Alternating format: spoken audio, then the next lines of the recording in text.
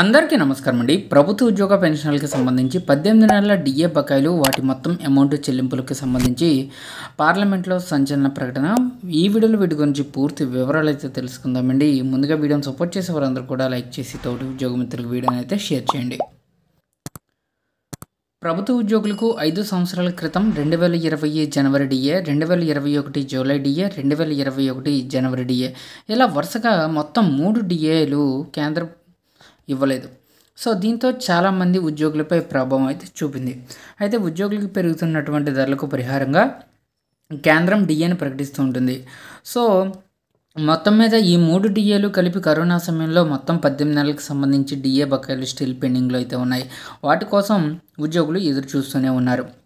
అయితే వారు అందరూ కూడా డిమాండ్లు అయితే చేస్తున్నారండి. సో ఈ కరోనా మహమ్మారి 2023 వరకు తీవ్రంగా ఉన్న ప్రస్తుతం బాగానే ఉంది. అయినప్పటికీ ఇప్పటికీ కూడా బకాయిని విడుదల చేయలేని కారణంగా ఉద్యోగుల్లో నిరాశ అయితే నెలకొంది.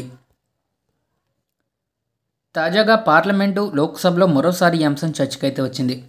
ఎంపీ ఆనంద్ భదౌరియా ఈ డీఏ బకాయిలను ఎందుకు ఆపేసింది, ఎప్పుడు చెల్లిస్తారని కేంద్రాన్ని ప్రశ్నించారు. దీనికి కేంద్ర ఆరోగ్య శాఖ సహాయ మంత్రి పంకజ్ చౌదరి స్పందించారు. కోవిడ్-19 సమయంలో ఆర్థిక వ్యవస్థ అయితే దెబ్బతింది. ప్రభుత్వానికి వ్యయాలు పెరిగిపోయాయి.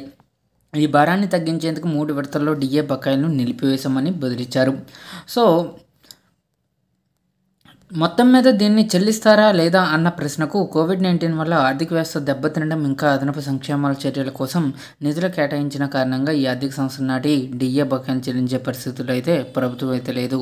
సో కాబట్టి ఆ 3 డీఏలపై కూడా ఆశ అయితే వదిలేసుకోవాలండి. 18 నెలల డీఏ బకాయిలు ఇక రావనే అంచనాకైతే వచ్చేయచ్చు.